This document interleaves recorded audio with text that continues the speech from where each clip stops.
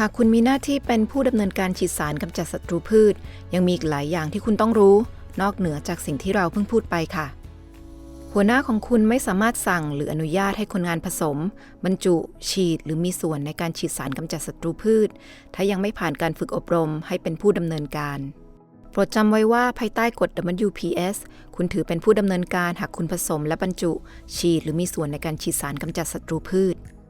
หากคุณทำความสะอาดจัดการหรือปรับเปลี่ยนชิ้นส่วนอุปกรณ์การฉีดคุณก็ถือว่าเป็นผู้ดำเนินการเช่นกันผู้ดำเนินการต้องมีอายุอย่างน้อย18 ปี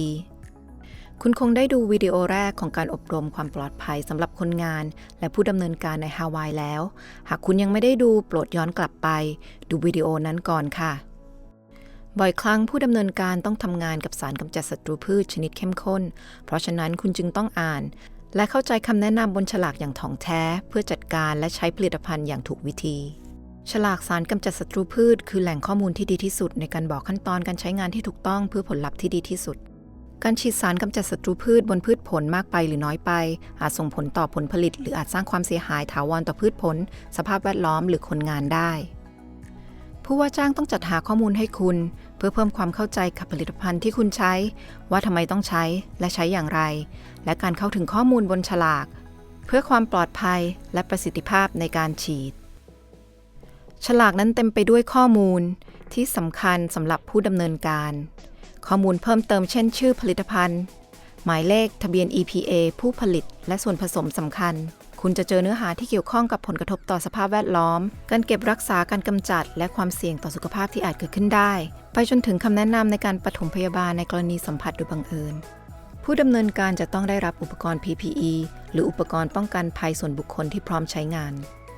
ฉลากจะระบุว่าต้องใส่อุปกรณ์ PPE ในการผสมบรรจุและใช้งานผลิตภัณฑ์ข้อกำหนดเหล่านี้อาจแตกต่างไปตามชนิดของผลิตภัณฑ์และกิจกรรมที่นำไปใช้เพราะฉะนั้นจึงสำคัญมากที่ต้องเข้าใจอย่างชัดเจนถึงความสำคัญของอุปกรณ์ PPE เพื่อความปลอดภัยตามที่ได้กล่าวในการอบรมก่อนหน้านายจ้างต้องรับผิดชอบในการจัดเตรียมจัดเก็บและดูแลรักษาฉลากอุปกรณ์ PPE ไว้อย่างดีตลอดจนการอบรมและประเมินผลในการใช้ชุด PPE อย่างถูกต้องจำไว้ว่าคำเตือนบนฉลากเป็นวิธีที่ง่ายและรวดเร็วมากในการทำความเข้าใจความเสี่ยงของผลิตภัณฑ์นั้นๆค่ะข้อควรระวังบ่งบอกความเป็นพิษน้อยที่สุดหากสูดดมหรือดูดซึมผ่านผิวหนังและอาจทำให้ระคายเคืองตาได้คำเตือนบ่งบอกปฏิกิริยาที่เป็นพิษปานกลางเมื่อได้สัมผัสซึ่งอาจรวมถึงการเคืองตาอย่างรุนแรงหรือความเสียหายต่อดวงตาเช่นเดียวกับผลกระทบทางกายภาพที่รุนแรงอันตรายบ่งบอกถึงความเสี่ยงสูงที่จะเกิดจากความเสียหายต่อดวงตาและอาจสร้างความเสียหายทางกายและการเจ็บป่วยร้ายแรงสารพิษอันตรายเป็นอันตรายถึงชีวิตตามที่เห็นเป็นภาพหัวกะโหลกและกระดูกไขว้ที่อยู่ติดกับคำเตือนการสัมผัสกับผลิตภัณฑ์ดังกล่าวถือว่าร้ายแรงที่สุดต้องได้รับการรักษาพยาบาลฉุกเฉินโดยทันทีเมื่อกำลังฉีดสารกำจัดศัตรูพืชผู้ฉีดและผู้ดำเนินการต้องคอยสังเกตสิ่งที่เรียกว่าเขตฉีดสารเคมีหรือ AECผู้ฉีดต้องคำนึงถึงวงกลมหรือเขตฟองสบู่ที่อยู่รอบอุปกรณ์ฉีดขณะเคลื่อนผ่านบริเวณปฏิบัติการและต้องแน่ใจว่าคนงานในพื้นที่ข้างเคียงหรือคนสัญจรอยู่นอกฟองสบู่นั้นเสมอเพื่อไม่ให้พวกเขาได้รับผลกระทบหรือสัมผัสกับสารกำจัดศัตรูพืชเป็นความรับผิดชอบของผู้ฉีดที่ต้องทำให้แน่ใจว่าผู้ที่ไม่ได้รับการฝึกหรือป้องกันจะไม่ได้สัมผัสกับสารเคมีที่กำลังฉีดอยู่ผู้ฉีดต้องหยุดฉีดสารกำจัดศัตรูพืชหากมีคนงานหรือคนอื่นอยู่ในเขตฉีดยาไม่ว่าจะด้านในหรือด้านนอกของพื้นที่ทำการเกษตรและต้องไม่ฉีดต่อตราบใดที่คนงานหรือคนอื่นๆยังอยู่ในเขตฉีดสารเคมีเขต AEC สามารถมีระยะตั้งแต่25 ฟุตไปจนถึง100 ฟุตขึ้นอยู่กับประเภทของอุปกรณ์การฉีดและสารเคมีที่ฉีดเพื่อลดการปลิวไปสัมผัสกับทุกคนและไม่ใช่แค่กับผู้ดำเนินการเท่านั้นข้อแนะนำอื่นๆสำหรับผู้ดำเนินการคือการปรับอุปกรณ์การฉีดเช่นขนาดหรือความสูงของหัวฉีดบางครั้งก็ควรแจ้งบอกคนงานหรือผู้คนที่อยู่ในพื้นที่และขอให้พวกเขาย้ายตำแหน่งหรือผู้ดำเนินการอาจต้องฉีดในพื้นที่อื่นก่อนจนกว่าพื้นที่เดิมที่ต้องการฉีดจะปลอดจากผู้คนอีกครั้งหากพื้นที่ฉีดสารกำจัดศัตรูพืชนั้นจำเป็นต้องติดป้ายในพื้นที่จะเป็นหน้าที่ของนายจ้างที่จะติดป้ายตามพื้นที่ส่วนกลางของไร่ วิธีอื่นๆในการหลีกเลี่ยงการสัมผัสสารกำจัดศัตรูพืชคือการรู้ตำแหน่งแห่งที่ของตนเองและสถานการณ์การทำงานในบริเวณใกล้เคียงบางครั้งสภาพอากาศหรือสภาวะที่ไม่ปกติทำให้สารกำจัดศัตรูพืชตกลงในพื้นที่ที่ไม่ควรตกลมสามารถทำให้สารเคมีปลิวและน้ำฝนทำให้เกิดการกักขังซึ่งอาจทำให้คุณสัมผัสกับสารกำจัดศัตรูพืชหลีกเลี่ยงพื้นที่ฉีดยาเสมอรวมถึงละอองน้ำหรือฝุ่นที่มาจากการฉีดยาผู้ฉีดและผู้ดำเนินการคุณคอยสังเกตทางลมหรือสภาพอากาศอื่นๆเพื่อลดการปลิวและขังนองฉลากบนสารกำจัดศัตรูพืชหลายชนิดมีข้อห้ามเฉพาะซึ่งสัมพันธ์กับความเร็วลมและฝนอีกครั้งนะคะการอ่านและทำตามคำแนะนำบนฉลากคือกฎหมายโปรดจำไว้ว่าสารกำจัดศัตรูพืชที่ขังนองสามารถปนเปื้อนแหล่งน้ำหรือพื้นที่ที่ไม่ใช่เป้าหมายของการฉีดได้ผู้ดำเนินการควรจะระมัดระวังต่อการฉีดสารกำจัดศัตรูพืชใกล้แหล่งน้ำใกล้ระบบนิเวศที่ละเอียดอ่อนหรือในที่ที่มีสัตว์ป่าอาศัยอยู่ส่วนอันตรายต่อสิ่งแวดล้อมบนฉลากจะให้ข้อมูลที่จำเพาะเกี่ยวกับอันตรายของผลิตภัณฑ์ต่อสิ่งแวดล้อมในฐานะผู้ดำเนินการแม้จะไม่ได้ฉีดสารกำจัดศัตรูพืชอยู่ก็ตามแต่คุณจะต้องจัดเก็บให้ถูกต้องเพื่อหลีกเลี่ยงอุบัติเหตุหรือความเสี่ยงที่อาจเกิดขึ้นอีกครั้งผู้ว่าจ้างจะจัดหาอุปกรณ์ฆ่าเชื้อเช่นน้ำสะอาดสบู่และผ้าหรือกระดาษที่ใช้แล้วทิ้งของเหล่านี้ต้องเตรียมไว้ในกรณีที่มีโอกาสสัมผัสและสำหรับใช้ชำระล้างเป็นประจำในไร่ต้องมีน้ำอย่างน้อย1 พายให้ผู้ดำเนินการแต่ละคนนะคะเสื้อผ้าสะอาดสำหรับเปลี่ยนเช่นเสื้อชุดหมีก็มีให้ตามความจำเป็นค่ะความเครียดจากความร้อนก็เป็นอีกสิ่งที่ต้องพึงระวังในการทำงานในอากาศร้อนหรือขณะสวมใส่อุปกรณ์ PPE ฉะนั้นการตระหนักถึงอาการและการแก้ไขที่เหมาะสมจึงเป็นสิ่งสำคัญหากคุณมีอาการเช่นปวดศีรษะคลื่นไส้เวียนศีรษะอ่อนแรงหงุดหงิดกระหายน้ำเหงื่อออกมากหรืออุณหภูมิร่างกายสูงขึ้นอาจเกิดจากอาการเครียดจากความร้อนค่ะโปรดจำว่าจะแก้อาการเครียดจากความร้อนนั้นให้หาจุดพักที่เย็นสบายนอกพื้นที่ฉีดยาถอดอุปกรณ์ PPE และเสื้อผ้าที่ไม่จำเป็นออกหาเครื่องดื่มเย็นๆดื่มให้คนนั่งเป็นเพื่อนจนกว่าจะรู้สึกดีขึ้นคุณอาจต้องเคลื่อนย้ายสารกำจัดศัตรูพืชเป็นครั้งคราวอาจหมายถึงจากที่จัดเก็บไปสู่ที่ผสมหรือบรรจุหรือไปยังพื้นที่ทางการเกษตรอื่นเมื่อต้องเคลื่อนย้ายต้องแน่ใจว่าผูกภาชนะบรรจุสารกำจัดศัตรูพืชให้ตั้งขึ้นเพื่อไม่ให้พลิกคว่ำหรือโดนอุปกรณ์อื่นกระแทกหรืออาจจะวางในภาชนะอีกชั้นหนึ่งเพื่อการขนส่งที่ปลอดภัย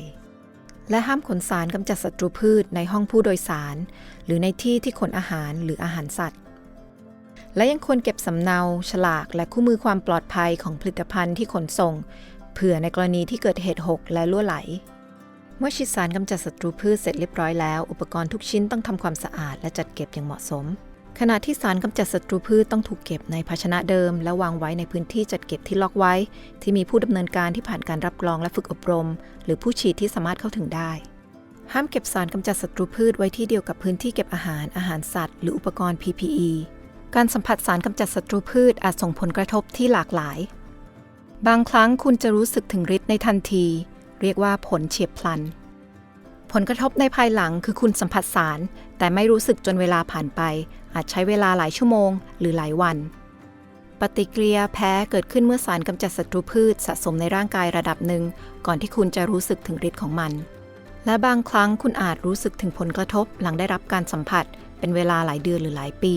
นี่คือผลกระทบเรื้อรังและอาจมีผลระยะยาว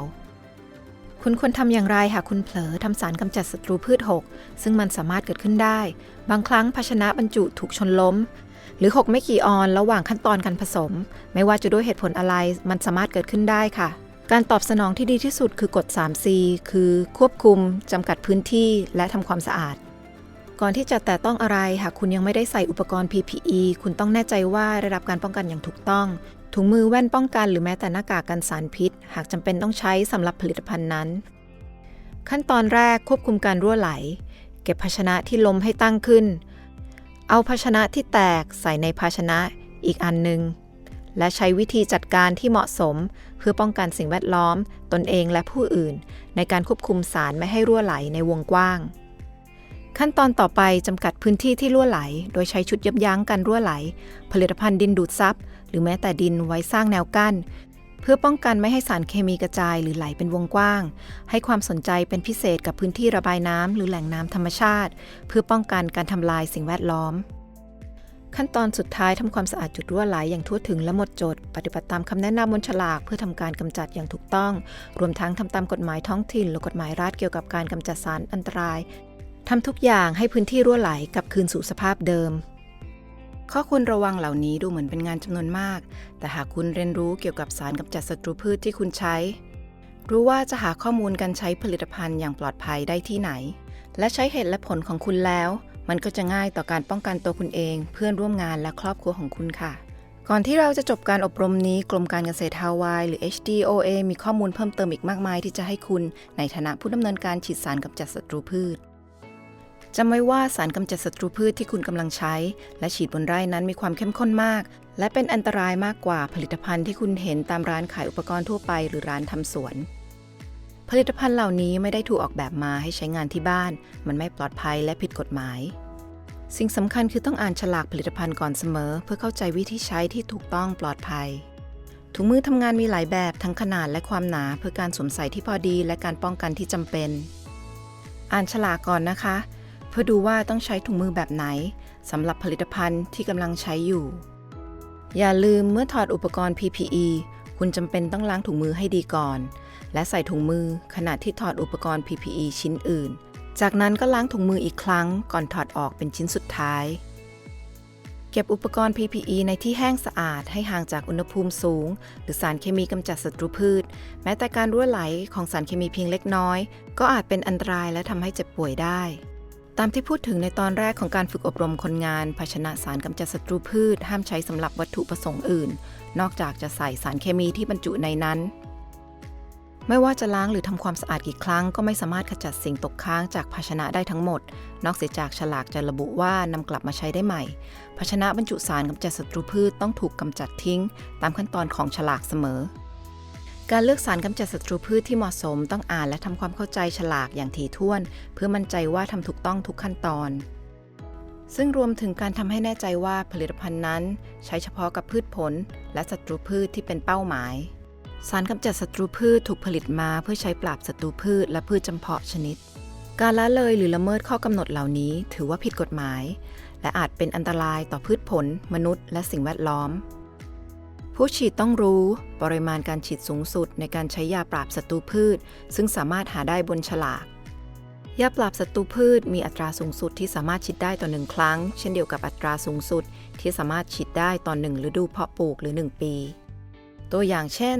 ไร่โกโก้สามารถฉีดพาราควอดที่อัตรา 2.7 พายต่อเอเคอร์แต่ไม่สามารถฉีดมากกว่า5ครั้งต่อปีและอาจมีข้อจำกัดในเรื่องปริมาณของสารเคมีสำคัญที่รวมอยู่ในทุกผลิตภัณฑ์ที่ใช้